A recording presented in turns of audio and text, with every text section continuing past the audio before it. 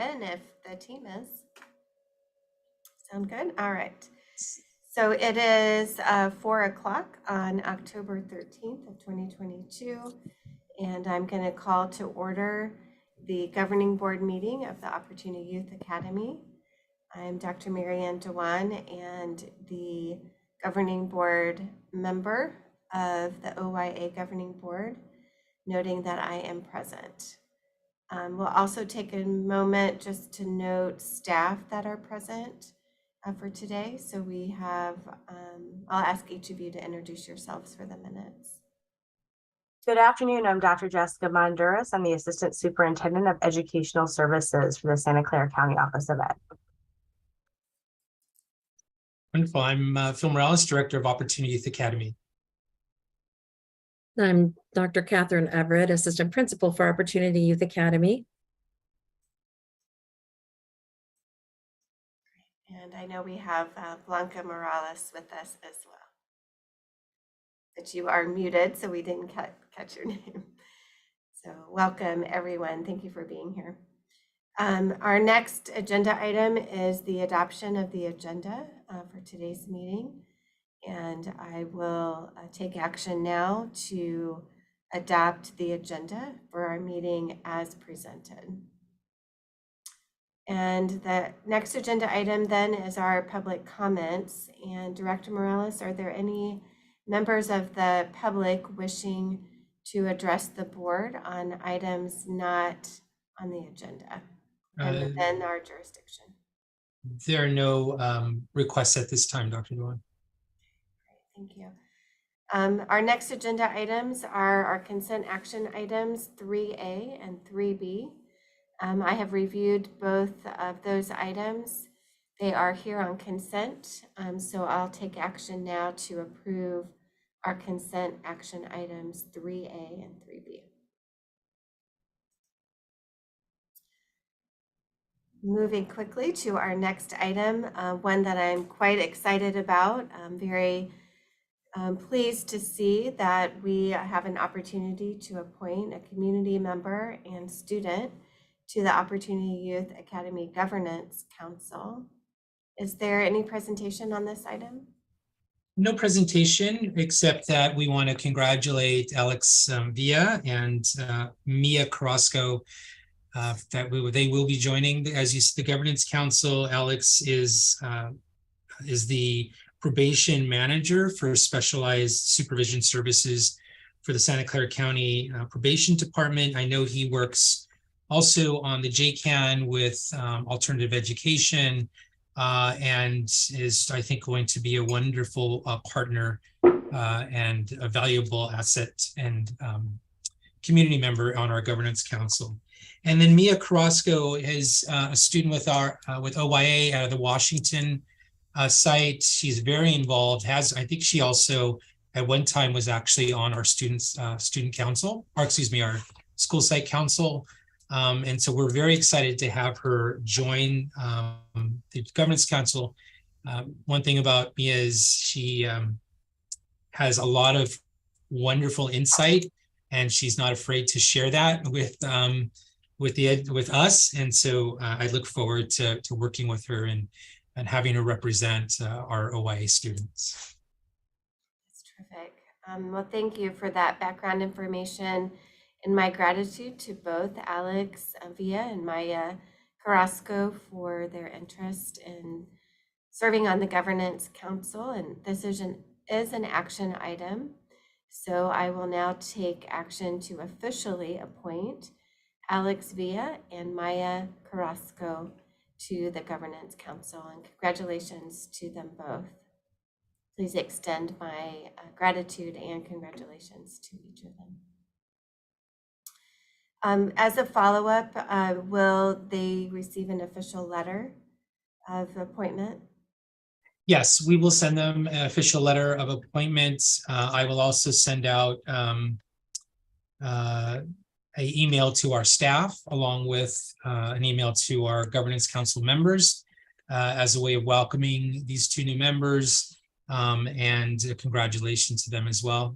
The next Governance Council meeting is next month in November.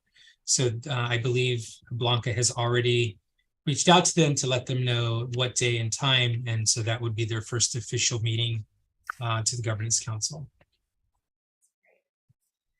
Well, thank you very much.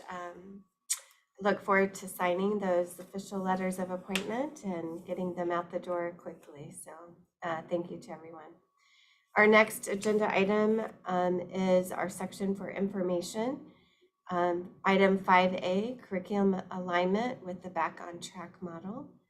And I'll turn to you, Director Morales, for this presentation. Thank you, Dr. Dewan. And I'm going to queue up the presentation.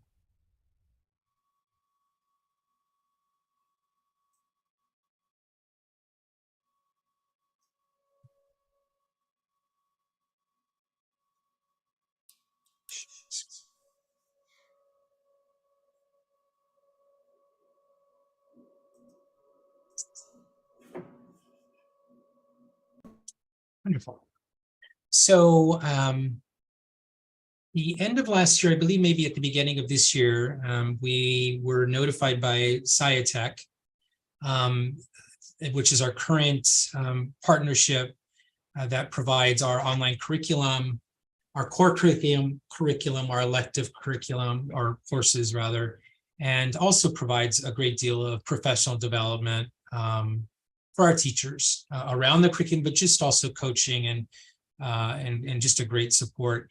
We were notified that they would be transitioning to a new curriculum as of the beginning of next year. That the SciTech curriculum that they currently have will no longer be offered to OYA or extend the contract rather. And so at that time, Dr. Everett and I started to discuss what are our options. And the first thing we did was we put together a curriculum council, and that Dr. Everett will actually discuss a little bit at the next slide. So we've started this work, and as we started to do this, we thought that we should probably look at the Back on Track model because it is in our charter, and we wanted to be sure that whatever online curriculum we decided to choose, that it was supporting the Back on Track model. That is very important in our charter, but also is very important to the college and career readiness part of the purpose or mission of OYA. So that being said, I'm going to just go to the next slide and let Dr. Everett go ahead and start us off. Thank you. So this slide represents the activities taken over 15 weeks from selecting and organizing a curriculum committee to final curriculum adoption decision and presentation to the OYA School Site Council, the Governance Board, and today's board presentation. I'd like to take a moment and recognize the curriculum committee who exhibited the highest level of professionalism in their review of each system. They were thorough in their examination of each system, which culminated in a decision for adoption of Edgenuity. Of all the systems, Edgenuity was found to align more closely with our Back on Track model, specifically in the areas of career technical education and differentiated interventions. Edgenuity was also found to have a superior student experience and a much more responsive customer service team. At this time, I'm going to hand it back over to Mr. Morales so he can take a few minutes to actually review the Back on Track model.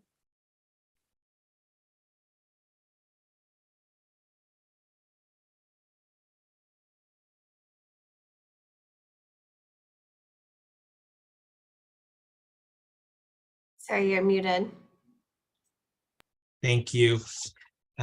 So OYA goes well beyond high school credit recovery, and OYA's ultimate goal is to help students become college and career ready by simultaneously building transparent and supported pathways into and through post-secondary education.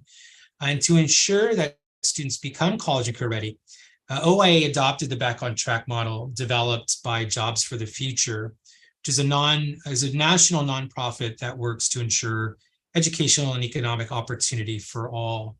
The OYA Back on Track model articulates 3 program phases. So in 3 in the three-phase model, each phase has distinct elements, but will naturally overlap in terms of timing, resources, and staffing. And so this model is intended to set a higher standard for the OYA school that will bridge into post-secondary education and careers. The next slides, we are going to look at specifically the three different phases and the elements that are within those phases and how do they align to Edgenuity. And we also highlighted Edmentum, which is another online platform that we looked at closely as well.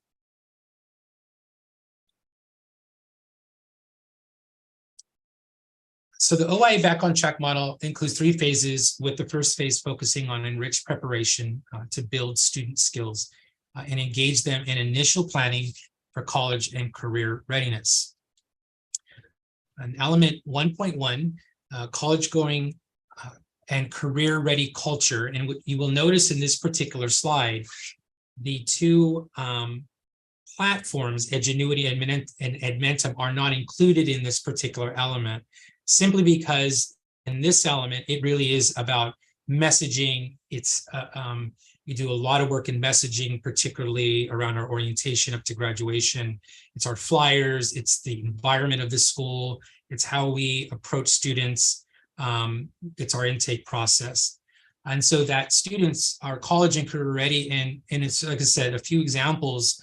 Our students explore a range of career options and their connections to post-secondary programs of study, such as our labs, our internships, our work with our SBCTE pathways. We assess student progress through strategic use of data. And what we are really proud of is our graduate profile, which is our key graduate indicator. And I'm just going, oh, I don't think it's going to let me do it. But I did it in a, oh, yeah, I can. So this is something that we have been working on and have completed with the help of our staff, our students, with our work with our college, or sorry, ConnectEd. And as the staff worked through this, these were the 4 different indicators that we felt when a student graduates with OYA, that in these particular areas, we want our students to be effective communicators, critical thinkers, problem solvers, motivated, self-disciplined, creative, and innovative. And how do we know that? How do we measure these particular areas is what we're currently working on.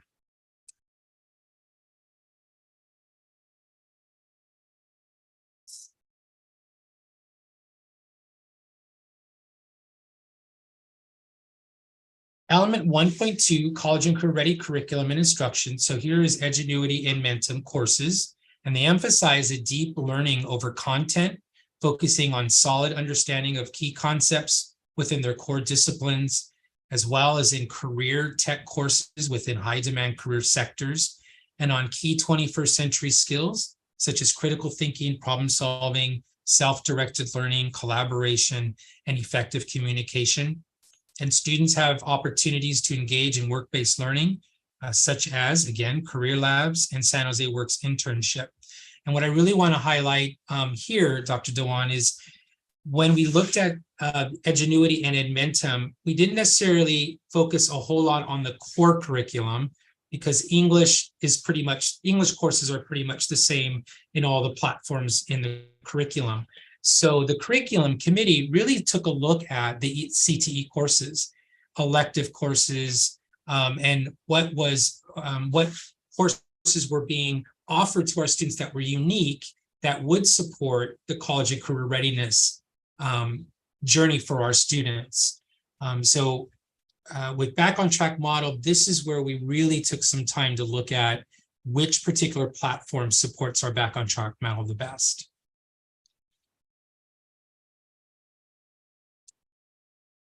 On element 1.3, personalized guidance and support, students develop a clear, realistic, and detailed post-secondary plan, or excuse me, post-secondary and career plan, which is our transitioning plan that we put together. Students develop an understanding of how they learn best. And we looked at our SEL, which is the social emotional learning courses in both Edgenuity and Edmentum, and they provide a very robust catalog of many social emotional learning courses for our students. So we felt that both Edgenuity and Mentum served that area very well. Reflecting regularly on what our students must accomplish and master to achieve college and career readiness. And in this, we looked at Exact Path and also MyPath as ways of using those particular tools around our RenStar math and reading scores, and using those as one measure of college and career readiness in terms of reading, math preparation.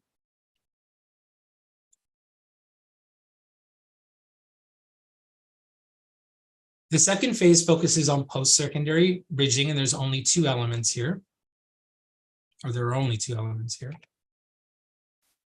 Element 2.1 focuses on college knowledge and success strategies. Students gain post-secondary and career navigation skills, learning about general and technical programs to study, admissions requirements, financial aid, college culture, campus resources, and building relations with community and college partners. The second phase, and particularly in the next few slides, Back on Track relies heavily on staffing. So our college and career liaison and some of the work that our college and career liaison does with campus visits, career exploration, our transition planning, working with our or with KIPSI, our college counselor. I saw that you unmuted yourself, Dr. Everett. Did you want to add something to that? I'm actually waiting to go into the next slide. Okay. Yeah. So we're good. There you are. All right. So element 2.2a, which Ms. Morales was actually starting to talk about, focuses on personal guidance and connections to post-secondary pathways. So starting in grade 9, it brings the college liaison and the work-based learning coordinator into the student experience. To aid in college and career exploration, students experience activities within their college, californiacolleges.edu account. Now, this is a new account that the students are enrolled in. Activities within this account include an interest profiler, work values assessments, and college and career exploration. Additionally, the college liaison leads students on campus visits of local colleges and the Silicon Valley Career and Technical Education classrooms at Metro Ed. The work-based learning experience is designed to offer students a range of experiences to include guest speakers, workplace tours, job shadowing, the Career Labs Work Skills Bootcamp, internships, and other opportunities to increase awareness of careers and related pathways. Opportunity Youth Academy staff are committed to offering an experience that elevates students to achieve higher levels of success and forge a new path in their lives. The commitment goes beyond the acquisition of a diploma and embodies our promise to the students we serve as they move into post-secondary opportunities, which actually is on the next slide. So the student experience moves even beyond that diploma once they graduate. And this is phase 3. It delivers an experience to the student that is based on partnerships between OYA and the colleges, the local colleges, or those post-secondary programs. And then that's the end of our presentation, and thank you. Do you have any questions?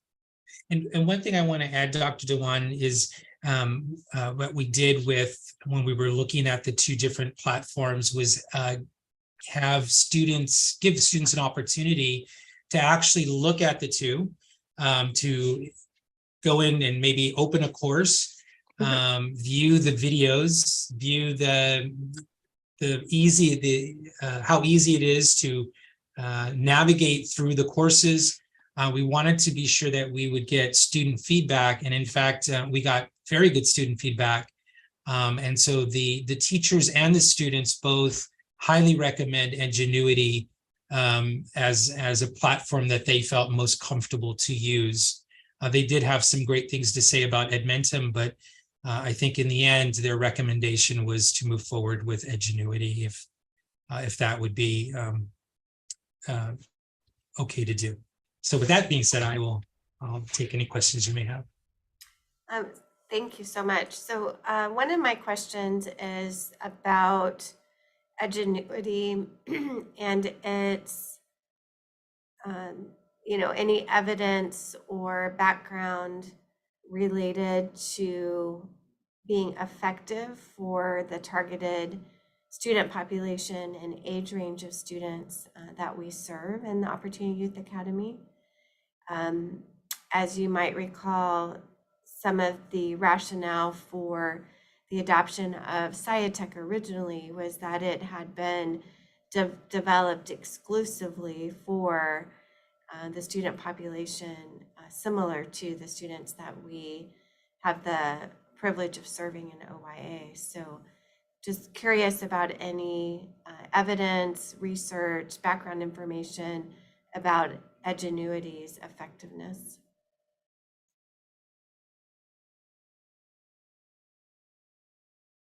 Yes, I will. So, Dr. Everett, I don't know if there's the evidence piece or at least the data to support that, what Dr. Dewan is asking, but I do know what we did was look at or compare the SciTech curriculum and then also look at Edgenuity in terms of offerings.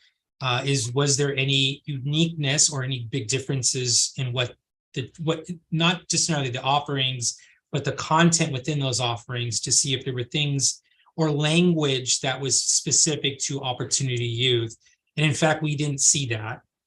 If anything, we did see in Edgenuity and in Edmentum the larger catalog of courses around SEL, which is our social emotional learning, the catalog around our elective courses, so many more elective courses, and also the career pathways, which are many in Edgenuity, and also the opportunity to have teachers within those those pathways in Edgenuity that could teach those courses, where SciTech didn't have that, didn't have courses or faculty to do that. So I would think I at least that was my observation of it. Dr. Everett, do you have anything else to add to that? I do. And so there were 4 actual systems that were proposed: Savvas, FuelEd, Edmentum, and Edgenuity. Savvas, unfortunately, did not get back to us in a timely manner. And so we were left with the 3, which included FuelEd. So the student experience that was in Edgenuity included more visuals. And so not only was there a video that a student was going to experience with tutorial within the video, but the teacher that was actually instructing that was in a camera view within the video. So the student and the video itself was very instructive.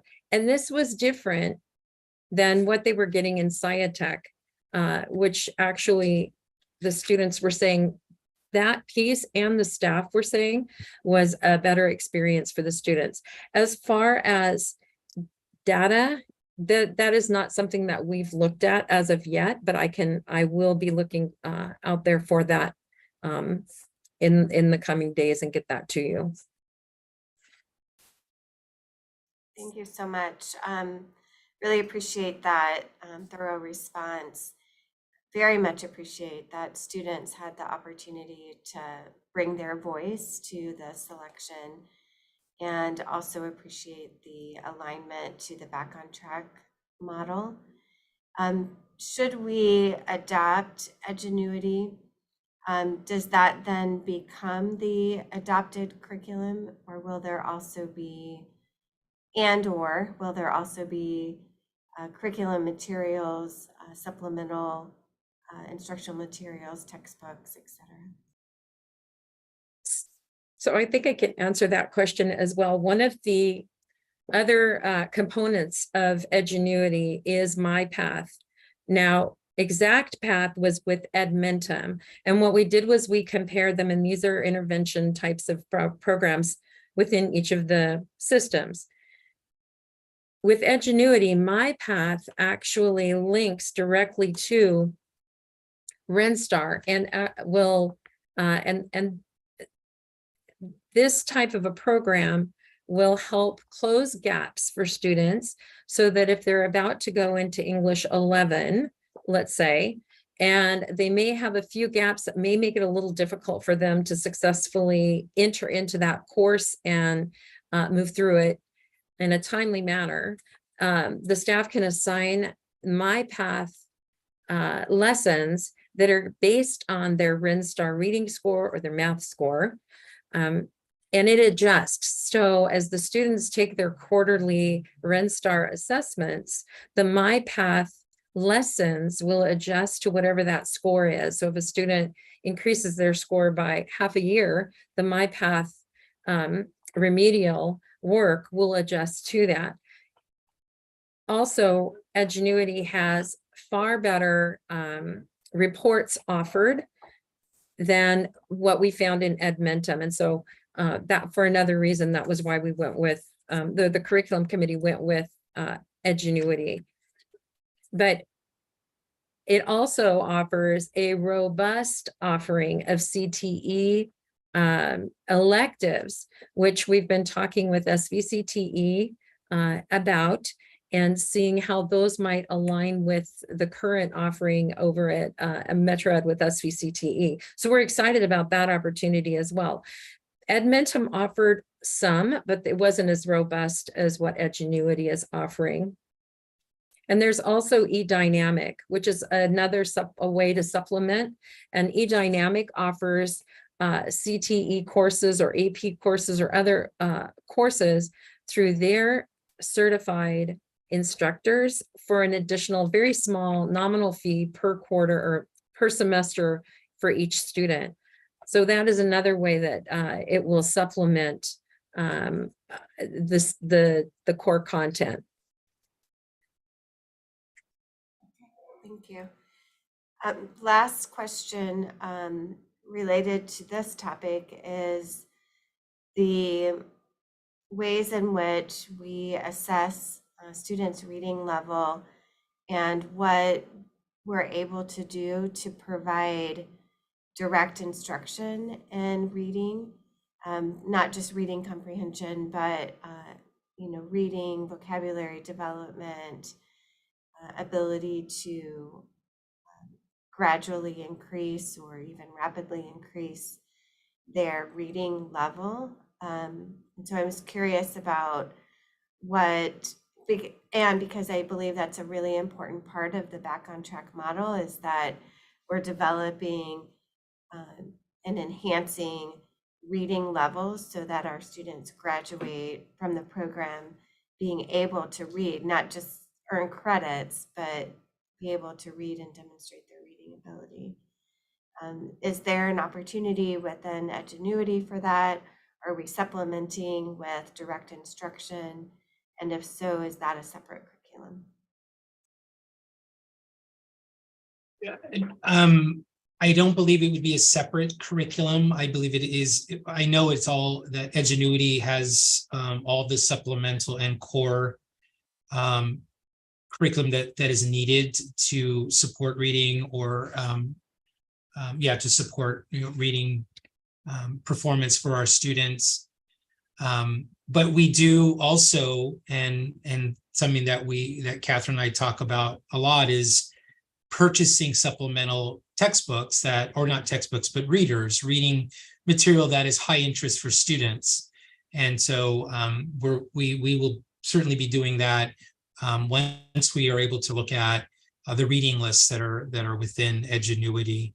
One of the things I do want to kind of add to what Dr. Everett was talking about with the RenStar is currently right now, our teachers, when they do RenStar, we go to RenStar and have to pull the reports.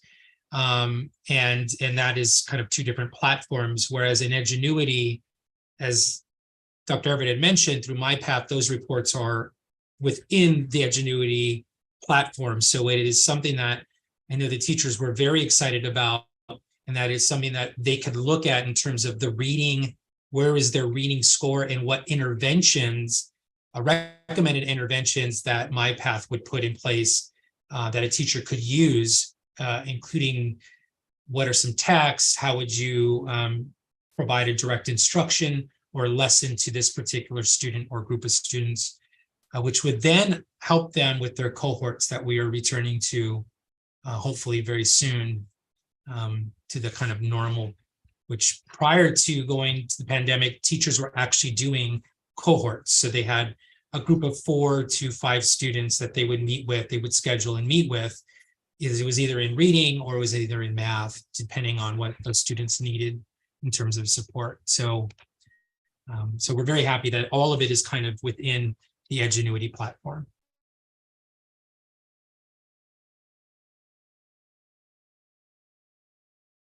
Thank you.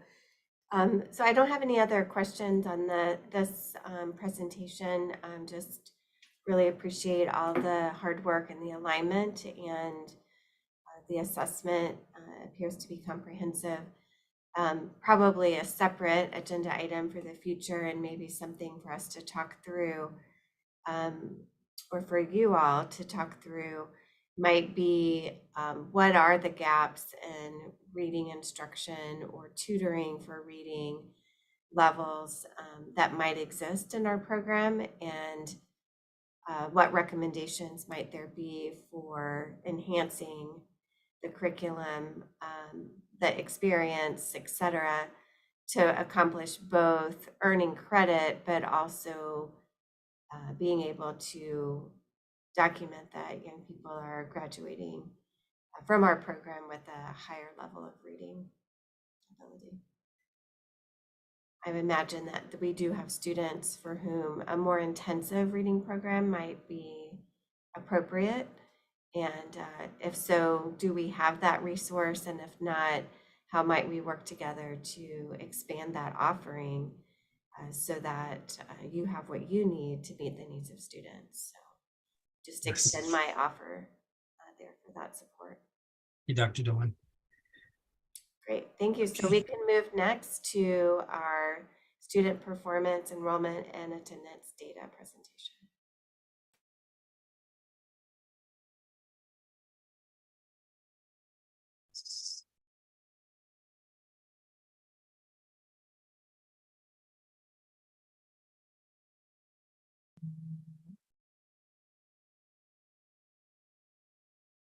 So this is actually a relatively short presentation, but it's an exciting one because we get to kind of, pat ourselves on the back and show the great work that our teachers are doing and our students are doing. So we have some slides to present just around the performance data and our enrollment, as it says. Let me just get it to work. So we just recently received the SBAC scores, or the CAPS scores for last year, 21 and 22. And we're happy to report that we saw an increase of students that met or exceeded standards. It was from 18-19 was 13.21%. And we saw an increase to 26.67%. And we are just, and that again is really goes back to what the teachers are doing in the class, the tutors working one-on-one and looking at, let me back up, using the individual learning plan advisory that we set up last year, which was meeting with their students 4 times out of the year to review progress, to review STAR math and reading, talking about setting goals, looking at learning gaps, and then being aware that our CASP was going to be in the spring, that they were really preparing our students to take that test. And I think it showed some good growth. Same with our math, even though we did see a 3.39% from the previous years at 0, we still have a lot of work to do in math with our students. But the fact that we are seeing a small growth, I think, is important to highlight and celebrate. Our LPEC scores, this is one that we just really celebrate with our teachers because they've done just a fantastic job, one, preparing for the LPAC. But last year, and I'll let Dr. Everett talk a little bit more about this, we implemented the EDGE curriculum. Teachers did extensive training in the fall of 2021. A lot of individual, a lot of prepping to place students into designated courses.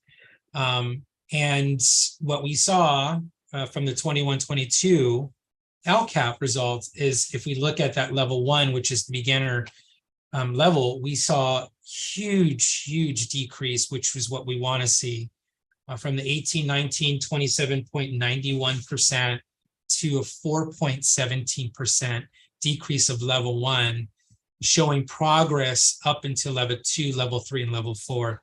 So in 2021, this is what we want to see, and we're hoping to see more of this kind of movement in the fall of 2023. Okay, Dr. Everett, do you want to talk a little bit more about the ELD and some of the work you did with the teachers? Yes, thank you. So the teachers actually did work really hard. And one of the shifts that we had was that the teachers, each of the teachers tested their own English learners on the LPAC. And that was a different model, but it gave the teachers an insight into working with their students in preparing for the assessment. And I think that was key. And the fact that they were working with the Santa Clara County Office of Education, the ELD coordinator, Hushi Natividad, who was working one-on-one with them in the new curriculum. They piloted it. It was a slow integration, but it actually had a greater impact for all of the students, to include the EL, because the instructional strategies that they were using with the EL actually had a broader effect, which is, I think, why we saw a bigger jump with our CASP ELA scores. So the staff did a great job, and these scores are representative of that.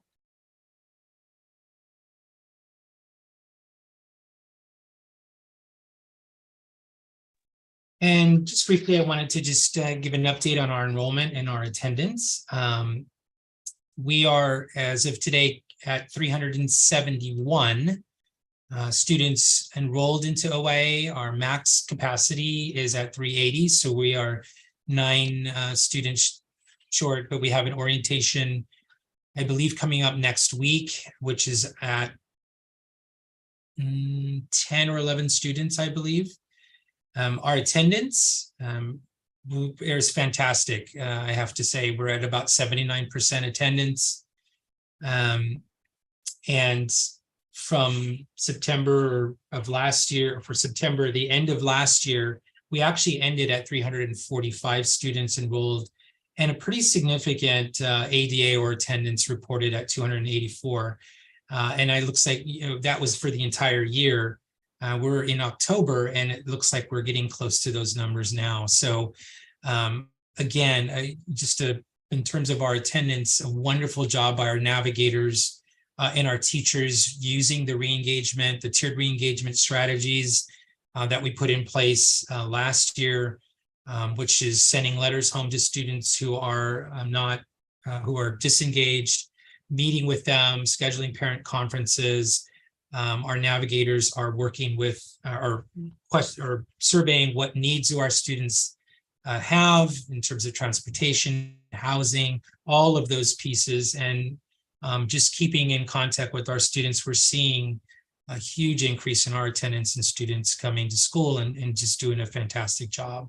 So I also want to report out, which is not on this slide, Dr. Dewan, is we have 7 students right now at Metro Ed with 100% attendance. And it's just fantastic. It's phenomenal to see how these 7 students are just thriving, to the point that some of them have afternoon classes and they're showing up at 7 o'clock in the morning, doing work in the morning, and then going to an afternoon class, and then coming back into the classroom and continue to do their work, making friends with other students from other districts and finding a support in their friends is amazing to see. The team over there is, Bobby and Kipsia and Christina and Zaira, who are there with those students and are just doing a phenomenal job working with the staff. I think Bobby and Kipsia and the team had a meeting with 2 of the teachers today to kind of get updates on how their students are doing. So it has just been an amazing, pilot program, and we're hoping to make it a more permanent program next year. We're starting to work on recruitment already for fall of 2023. And so we're just very excited about that work. And then the last thing to report, and I'm sorry, I get excited about this. We had, Catherine and I, Dr. Everett and I had a great opportunity to talk to Dr. Alvarez today from San Jose City College. And so it looks like we are going to work on the CCAP agreement with San Jose City College, and also hopefully provide virtual class opportunities, virtual course opportunities for our students in the spring of 2023. And our new college and career liaison is already working on getting some recruitments, getting the information out to our students and letting them know this is a possibility. And so do enrollment for our students. So we're very excited about that as well. Well, congratulations on all of the good progress, and delighted with the enrollment as well, and looking forward to hearing more about our new partner and seeing that MOU come through. So I don't have any additional questions.